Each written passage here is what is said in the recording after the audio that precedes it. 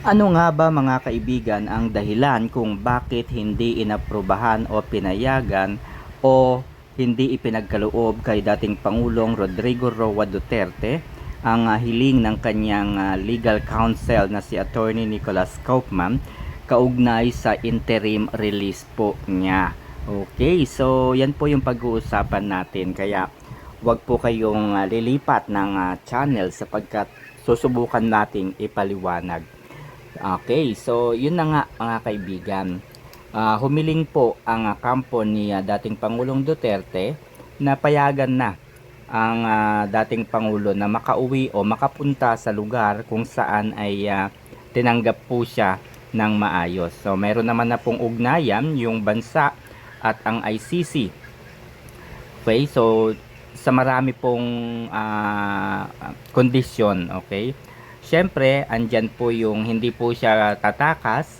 Pangalawa, hindi siya makaka-impluwensya sa magiging pagdinig sa kanyang kaso. At siyempre, hindi po siya makakagawa po ng anumang balakid para doon sa kanyang hearing, at makakadalo po siya kung sakali na mag-umpisa na po ang hearing po ni dating Pangulong Duterte. So yung mga grounds na po yun ay hindi po kinagat ng International Criminal Court, and they rejected the interim release request. Ano po ang impact o ano po yung ibig sabihin nito sa ating bansa? Okay, so bago dyan mga kaibigan, eto po, marami po yung nagsasabi, marami po yung nagpahayag ng kanilang pagkadismaya, lalong-lalo na yung mga, siyempre, yung mga naniniwala at sumusuporta kay dating Pangulong Duterte. Yung iba naman, kagaya po ng mga dilawan o mga pinklawan, ginamit po nila ang pagsuporta ng mga DDS kay dating Pangulong Duterte. Ginamit nila yung mga galaw po ni BP Sara. So, ang sinasabi po nitong mga anti-Duterte na ito, kaya hindi inaprubahan ng ICC yung interim release request, ay dahil din kay BP Sara. Dahil sa mga galaw po ni BP Sara, pagmumura, at alam nyo po yung tapang ni BP Sara kapag nagsasalita, lalong-lalo na mga kaibigan, nung mga nag-uumpisa po nung 2020, ano po, no? 2020 early 2025, nung dinala po si dating Pangulong Duterte sa ICC, 'di ba? Ang tapang po ni BP Sara, talagang hindi po niya mapigilan yung pagpupuyos ng kanyang damdamin, which is very normal for a daughter na kinidnap yung kanyang 80 years old na tatay, 'di ba? Kahit sino mabubwisit, magagalit. So it's a natural feelings ng isang anak na kung saan ay dinakip yung kanyang ama nang hindi po ginawaran ng due process. So natural po yun. At yun po ang ginamit nitong mga dilawan na ito para sabihin na kasalanan ni BP Sara sa sobrang tapang niya, sa sobrang kung ano-ano na po yung sinasabi nila kay BP Sara. Pangalawa, na ginamit po ng kanyang mga kalaban ay itong mga supporters ng mga Duterte. Sa dami po ng sumusuporta ay sila din daw po ang may kagagawan kung bakit hindi inaprubahan ng ICC. Okay, pero ito po yung nakikita natin.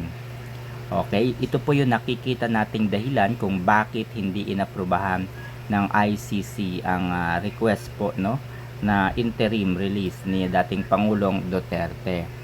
Alam naman po natin na kahit ilang taon na po na wala sa posisyon si dating Pangulong Duterte, the support coming from the many Filipino people, coming from the OFWs, ay talaga namang intact po, no?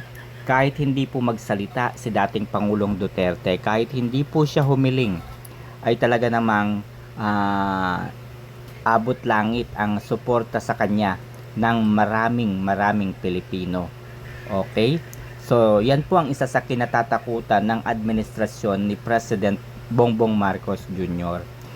Kapag umuwi po ng Pilipinas si dating Pangulong Duterte, ay hindi po siya makakagalaw. Bakit? Kasi nandyan po lalo yung mga suporta na talaga namang makikita nating magdiriwang, no? Magagalak kung siya po ay pauuwiin. Pangalawa, nakikita po ng administrasyong ito, no, lalong-lalo na noong maglabas po ng resolusyon ang Senate kaugnay po doon sa kahilingan nilang i-house arrest si dating Pangulong Duterte. So ibig sabihin, yung administrasyon, mga kaibigan, natatakot na kahit hindi kumilos si dating Pangulong Duterte, kahit hindi magsalita si Duterte, kahit hindi magutos si Duterte, kung ito po ay nasa Pilipinas, kitang-kita yung mga taong sumusuporta sa kanya. Kitang-kita yung mga senador na sumusuporta sa kanya. Kitang-kita po yung mga congressmen na silent lamang, pero yung suporta kay dating Pangulong Duterte ay intact. Tahimik lamang sila, mga kaibigan. It's because Duterte was still in the ICC, pero the moment na umuwi si dating Pangulong Duterte dito sa Pilipinas, makikita natin babalik po at lalabas talaga ang tunay na suporta ng mga kongresista sa dating Pangulo. At yan po ang kinatatakutan ni President Marcos Jr. Kinatatakutan ng administrasyon. Totoo, wala naman ng kakayahan ang dating Pangulong Duterte. Hindi na po ito makakagawa ng karahasan, hindi na po ito makakapag-utos ng kung ano-ano pa. Pero dahil nga po doon sa napakagandang legasiya na nagawa ni dating Pangulong Duterte, dahil doon sa kanyang pagmamahal, pagmamalasakit sa kapwa at sa bansa, ay obviously gagawa ng paraan ang kanyang mga ang mga supporters po niya, mga tagahanga niya at mga naniniwala sa kanya upang ipakita yung pagsuporta po sa kanya. At yun po ang kinatatakot ng administrasyong ito, mawala ang suporta sa administrasyon at manumbalik po yung kanilang pagsuporta sa dating Pangulong si Rodrigo Roa Duterte. So aminin ninyo, mga kaibigan, ang dahilan kung bakit hindi pinapayagan na makauwi ng bansa si dating Pangulong Duterte, alam nyo na, takot yung administrasyon sa posibleng mangyari.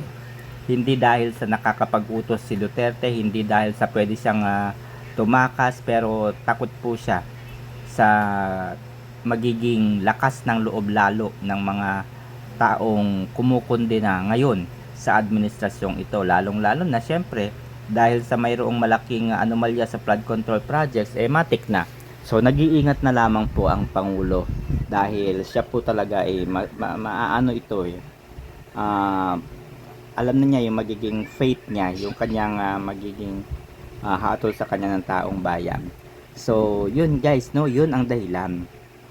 Alright, so ano sa tingin ninyo? Tama ba ako ng iniisip? Yan.